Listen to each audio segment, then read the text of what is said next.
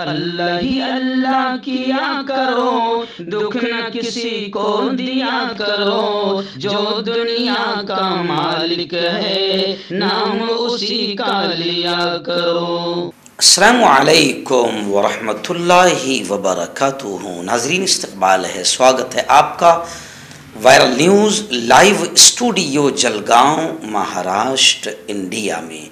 मैं आपका मेज़बान मुफ्ती मोहम्मद हारून नदवी। आइए प्यारे मुल्क भारत की बहुत ही ख़ास बड़ी 10 अहम ख़बरों पर नज़र डालते हैं। लेकिन सबसे पहले मैं अपील करूंगा कि जो साथी नए हैं और अभी तक इस बेबाक सच्चे चैनल से जुड़े नहीं हैं, अगर आप चाहते हो कि आपको मुल्क भारत की और पूरी दुनिया की सही और सच्ची खबरें देखने और सुनने को मिलें, तो फिर आप इस चैनल से जुड़ जाइए। सब्सक्राइब कर लीजिए हमारे इस चैनल को, बेल आइकॉन घंटी के बटन को भी दबा दीजिए ताकि हमारी हर वीडियो, हर खबर आपको आपके मोबाइल पर मिल सके। और हाँ नाज़रीन, हम हर रोज़ एक अपील करते हैं कि प्लीज़, ये एक प्राइवेट चैनल है और चैनल चलाने के लिए पूरी एक टीम काम करती है, बड़ा रुपया पैसा खर्च होता है। अगर आप चाहते हो कि ऐसे चैनल जो जुल्म और जालिमों के ख़िलाफ़ बेबाक अंदाज में बोल रहे हैं, अगर आप चाहते हो कि ऐसे चैनल मजबूत हों, तो प्लीज़ आप चैनल की फाइनेंशियल हेल्प, माली ताआवुन, माली मदद ज़रूर कीजिए। स्क्रीन पर आप नज़र डालें, हमारे चैनल का बैंक अकाउंट नंबर भी दिया गया है। और अगर आप ऑनलाइन पैसा भेजकर मदद करना चाहते हैं तो गूगल पे, फ़ोन पे और पेटीएम तीनों का एक ही नंबर है, 9637541786। अल्लाह ने जो भी आपको ताकत दी है उस एतबार से हर दिन या हफ्ते में या महीने में एक बार ही सही 200, 500, 1000 जो भी आप मदद कर सकते हैं, पाबंदी से आप चैनल की मदद कीजिए, चैनल को मजबूत कीजिए, हमारा साथ दीजिए। नाज़रीन, अभी गुज़िश्ता कल यानी 20वां रोज़ा था, पहली ताक़रात थी। पहली ताक़रात का मेरा बयान हमारे अपने शहर की बड़ी मस्जिद नूर काटियाफैल में था, जहाँ पर हज़ारों लोगों ने, ख़ास तौर से जवानों ने शिरकत की। गुज़िश्ता कल मैंने बाकायदा मुल्क के हालात में जवान कैसे जिए, ज़िंदगी कैसे गुजारें और किस तरीक़े से माहौल को ख़राब किया जा रहा है और आप इस माहौल से कैसे बचें, बहुत अहम बात अल्लाह ने बुलवाई। लेकिन थोड़ा सा माइक वहाँ पर मस्जिद का ख़राब था, जैसा बयान के लिए लगता है वैसा माइक नहीं था, तो आवाज़ बहुत बुरी तरह से बैठ गई है। दुआ कीजिए कि अल्लाह मुझे ताकत दे, क्योंकि रोज़ा है और आज रात में फिर मुझे निकलना है, क्योंकि आइंदा कल शहर बड़ौदा, जो गुजरात का मशहूर शहर है बड़ौदा की जो पानी गेट वाली मस्जिद है, दरवाज़े वाली मस्जिद है, वहाँ पर मेरा जुमा का बयान होगा 12:15 बजे से लेकर 1 बजे तक। फिर रात में हज़रत शेख जुल्फ़िकार नक्शबंदी की जो खलीफा है मुफ्ती हबीबुर रहमान आज़मी साहब, जो मेरे पीर व मुर्शिद भी है, वहाँ उनकी खानका लगती है जहांगीरपुरा मस्जिद में, बहुत बड़ी मस्जिद है, वहाँ पर मेरा बाद नमाज तरावी ताक़रात का बयान होगा। तो रमज़ान में भी लंबे लंबे सफ़र हो रहे, दुआएं कीजिए कि अल्लाह ताला आसान फरमाएँ, अल्लाह मदद फरमाएँ, अल्लाह ताकत दे, अल्लाह क़ुव्वत दे, अल्लाह हिम्मत दे। आइए नाज़रीन, पहली बड़ी अफसोसनाक खबर रियासत उत्तर प्रदेश के मेरठ से आ रही। जी हाँ, मेरठ के हस्तिनापुर इलाके के गांव पल्ला में प्रधान से रंजिश की वजह से एक नौजवान का कत्ल हो गया, जिसके बाद फ़िरक़ा वाराना तशद्दुद की आग भड़क उठी। लेकिन अब आप देखें कि यहाँ पर आतंकवादियों ने क्या किया, भगवा आतंकवादियों ने क्या किया। मेरठ के गांव में मुसलमानों को निशाना बनाया और उनके घरों को जला दिया। लोगों में इस वक्त ज़बरदस्त खौफ व हिरास का माहौल है। गांव वालों का कहना है कि पुरतशद्दुद हंगामा आराई के दौरान नवाबुद्दीन के घर को आग लगाई दी गई, मजहबी मकाम में भी तोड़फोड़ की गई। वहाँ पर एक माजूर है, वो कहते हैं कि इन लोगों को कैसे पता चला कि कौन सी फसलें और कौन से घर मुसलमानों के हैं। यानी आप समझ सकते हैं कि चुन चुन कर बाकायदा मुसलमानों के मकानों और मुसलमानों की खेतियों को आग लगाई गई। यानी मेरठ के इस गांव हस्तिनापुर में मुस्लिम मुखालिफ तशद्दुद हुआ है और मुसलमानों के घरों को आग लगा दी गई और उनकी फसलों, उनकी खेतियों को भी आग लगा दी गई। फसाद के दौरान ख़वातीन और बच्चों ने घंटों बड़े डर, खौफ और दहशत में गुजारा बाद में नामालूम मकाम पर वो छुप कर रहे और फिर उसके बाद वो गांव छोड़कर चले गए। बाद में आईजी और एसएसपी ने आकर हालात को काबू में किया। वाक़े के तीसरे दिन भी गांव में कर्फ्यू जैसा माहौल है, लोग सिर्फ ज़रूरी कामों के लिए बाहर निकल रहे हैं। गांव के खातून अस्मा का कहना है कि हम गुज़िश्ता 2 रातों से सो नहीं पाए हैं। एक और शख्स अफजल का कहना है कि उसका इस मामले से कोई ताल्लुक़ नहीं, फिर भी उसकी 5 बीघा फसल को जलाकर राख कर दिया गया। यानी आप समझ सकते हैं कि पूरे मुल्क में भगवा आतंकवादी किस तरीके से माहौल बना रहे हैं। अय्याज, इस वक्त दूसरी बड़ी खबर आ रही है। जी हाँ, इस वक्त मुल्क बड़ा परेशान है, पूरा भारत परेशान है, क्योंकि जो हुकूमत बैठी है एक तरफ हिंदू मुसलमानों को लड़ाने का काम कर रही है और महंगाई बढ़ाकर असल मुद्दों से ध्यान हटाने के लिए अपने दलाल गोदी चैनलों को इस्तेमाल कर रही है।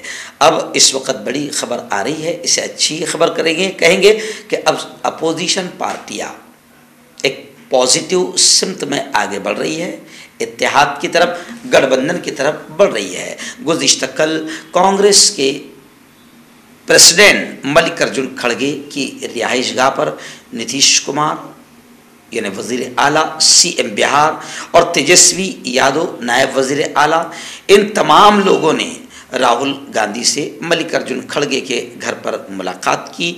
यानी गोया कि ये मुलाकात एक मस्बत अच्छी मुलाकात है, जो बता रही है कि अपोजिशन पार्टियां अब 2024 के लिए महागठबंधन की तरफ हाथ बढ़ा रही है, जो इस वक्त मुल्क को बचाने के लिए बहुत ज़रूरी है। आइला दिन रियासत कर्नाटका से बड़ी खबर आ रही है। आप जानते हैं कि कर्नाटक में अब इलेक्शन आ चुके हैं असेंबली के। कर्नाटक में इलेक्शन आ गए। अब कर्नाटक में बीजेपी की हुकूमत है और बीजेपी ने कितनी नीच और घटिया हरकतें वहाँ पर की है वो सबको मालूम है। लेकिन अभी अच्छी खबर आ रही है कि वहाँ पर बीजेपी में खूब इख्तिलाफ हो गया, आपस में झड़प हो गई।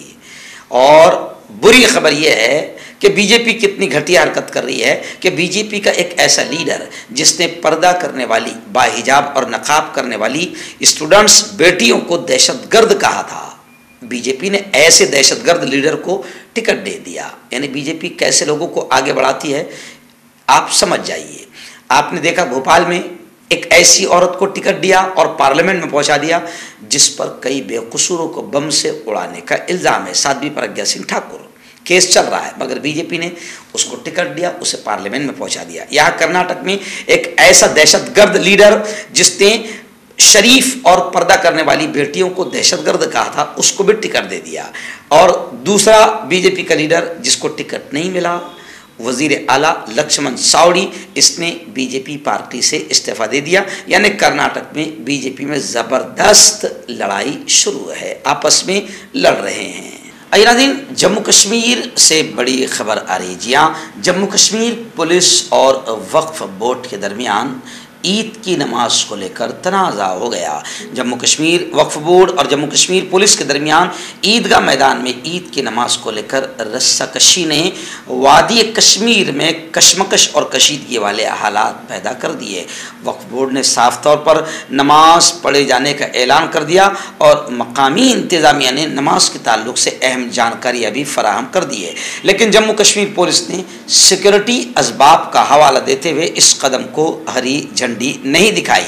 दरअसल तनाज़ा गुज़िश्ता दिनों उस वक्त शुरू हुआ जब जम्मू कश्मीर वक्फ के सदर और बीजेपी के लीडर दरख्शां इंदिराबी ने ऐलान किया कि इस साल दफ़ा 370 मनसूख होने के बाद पहली बार तारीख़ी ईदगाह में इज्तिमाई ईद की नमाज अदा की जाएगी। इज्तिमाई नमाज की तैयारियों का जायज़ा लेने के बाद ईदगाह में सहाफ़ियों से बात करते हुए दरख्शां ने कहा कि अगर मौसम ने साथ दिया तो नमाज अदा की जाएगी। कश्मीर में अब अच्छा माहौल है और इंतज़ामिया की कोशिश है कि ईद की नमाज ईदगाह में हो।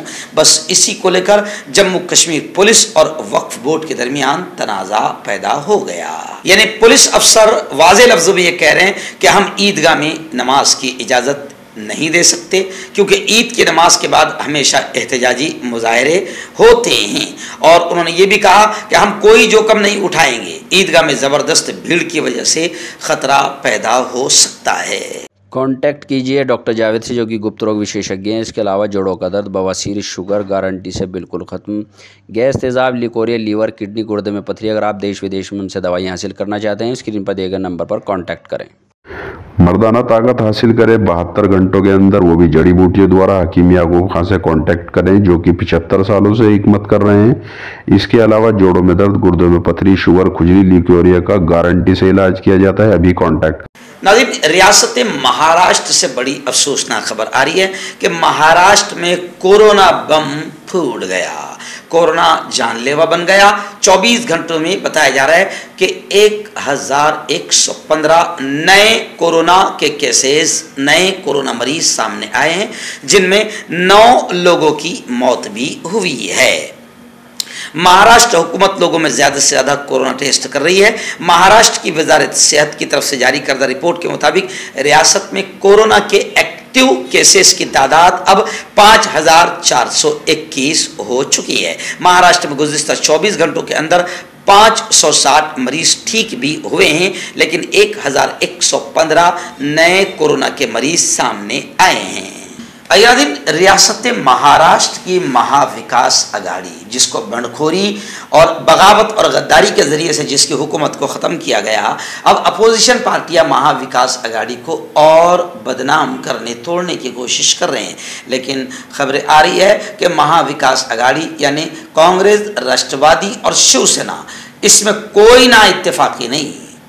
इनका कहना है कि यह सिर्फ मुखालिफिन का प्रोपेगेंडा है, यानी बीजेपी और शिंदे और फडणवीस ग्रुप सिर्फ महाविकास अघाड़ी को बदनाम करने के लिए ये एक प्रोपेगेंडा और नापाक हरकत कर रहा है। महाविकास अघाड़ी में कोई ना इत्तेफाकी नहीं। नागपुर समेत रियासत में इजलास हर हाल में मुनक्किद होंगे। यानी महाविकास अघाड़ी का कहना है कि हम में कोई भी ना इत्तेफाकी नहीं है और नागपुर समेत पूरे महाराष्ट्र में महाविकास अघाड़ी की सभाएं और जलसे जुलूस होंगे। नाज़रीन, रियासत महाराष्ट्र के दबंग और कद्दावर नेता अजीत दादा पवार को लेकर 2 बड़ी खबरें इस वक्त सामने आ रही है। एक खबर तो ये आ रही है कि समाजी कारकुन अंजलि दमानिया के ट्वीट से सियासी हलकों में हलचल मच गई। उन्होंने ये कहा अपने ट्वीट में कि अजीत दादा पवार बहुत जल्द बीजेपी में शामिल हो जाएंगे। इस अंजलि दमानिया के इस ट्वीट को लेकर सुप्रिया सुले बड़ी गुस्साई नजर आई। अंजलि दमानिया के ट्वीट ने सियासी हलकों में हलचल मचा दी है। वहीं पर दूसरी बड़ी खबर ये आ रही है कि अजीत पवार और उनकी बीवी को ईडी से क्लीन चिट मिल गई। इस खबर को लेकर अजीत दादा पवार ने कहा कि मेरे पास ये जानने का कोई तरीका नहीं है कि यह खबर किस बुनियाद पर दी गई। अगले दिन बड़ी खबर आ रही है जी, महाराष्ट्र के एक्स हरदिल अजीज चहीत सीएम उद्धव ठाकरे ने बीजेपी पर वार करते हुए कहा कि ये लोग इस वक्त मुसलमानों पर जगह जगह हमले करवा रहे हैं और कहा कि पहले ये हिंदुत्व के नाम पर मुसलमानों पर हमले करवाते हैं, यानी बीजेपी वाले, फिर सेकुलरिज्म का बुर्का पहन लेते हैं। उद्धव ठाकरे ने बीजेपी पर कड़ा हमला करते हुए कहा कि बीजेपी ढोंगी, नौटंकीबाज और खुदगर्ज है और मुसलमानों के ताल्लुक से ये बड़ी बुरी तरीके से माहौल बना रहे हैं। ये हिंदुत्व के नाम पर मुसलमानों पर हमले करवा रहे हैं।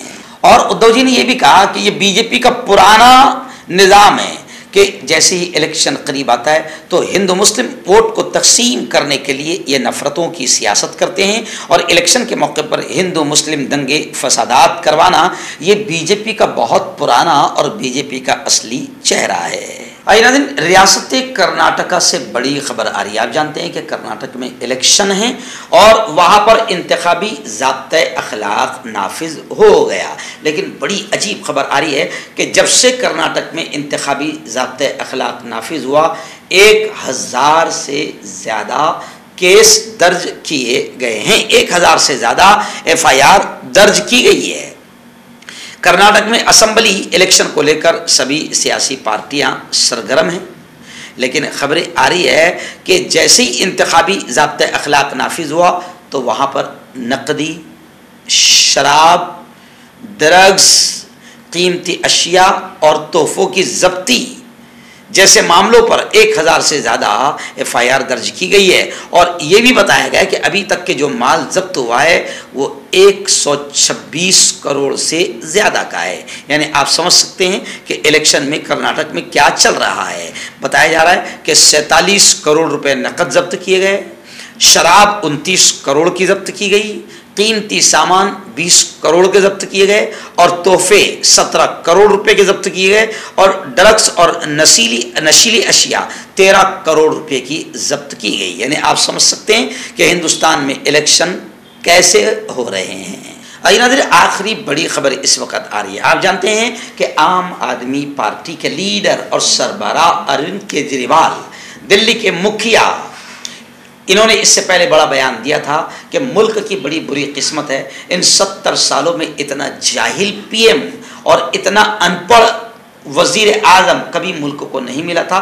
ये मुल्क की बदनसीबी है कि अभी सबसे ज़्यादा जाहिल PM मुल्क को मिला है। तो ये उनका बड़ा बयान वायरल हुआ था, इसको लेकर काफ़ी हंगामा भी हुआ था।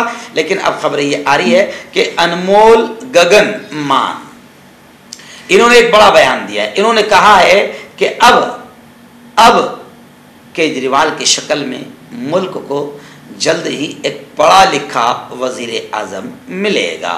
एक्चुअल में आप जानते हैं कि आम आदमी पार्टी को मुल्की पार्टी का दर्जा दे दिया गया है। अब आम आदमी पार्टी मुल्क के हर स्टेट पे जाएगी, इलेक्शन लड़ेगी। तो अब आम आदमी पार्टी के लोग आपस में ये कह रहे हैं कि अब बहुत जल्द मुल्क को पढ़ा लिखा वजीर आजम अरविंद केजरीवाल की शक्ल में मिलेगा।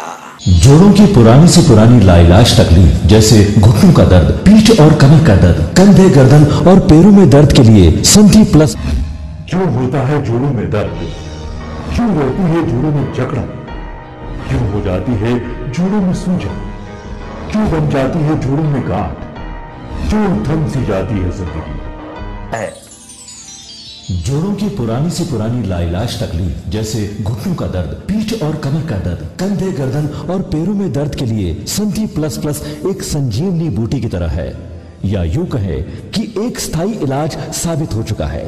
लाखों लोग इसे अपना चुके हैं और दर्द पर विजय प्राप्त कर चुके हैं। जब हम नियमित रूप से संधि प्लस प्लस से मालिश करते हैं तो त्वचा इसे तुरंत ऑब्जर्व करके जोड़ों के सूक्ष्मतम अवस्था में पहुंचा देती है, जिससे जोड़ों में ब्लड का सर्कुलेशन बढ़ जाता है और जोड़ों के मांसपेशियों में मजबूती आती है। आंतरिक सूजन समाप्त हो जाती है, जिससे दर्द में आराम तो मिलता ही है, साथ ही साथ जोड़ों में नई शक्ति भी आती है।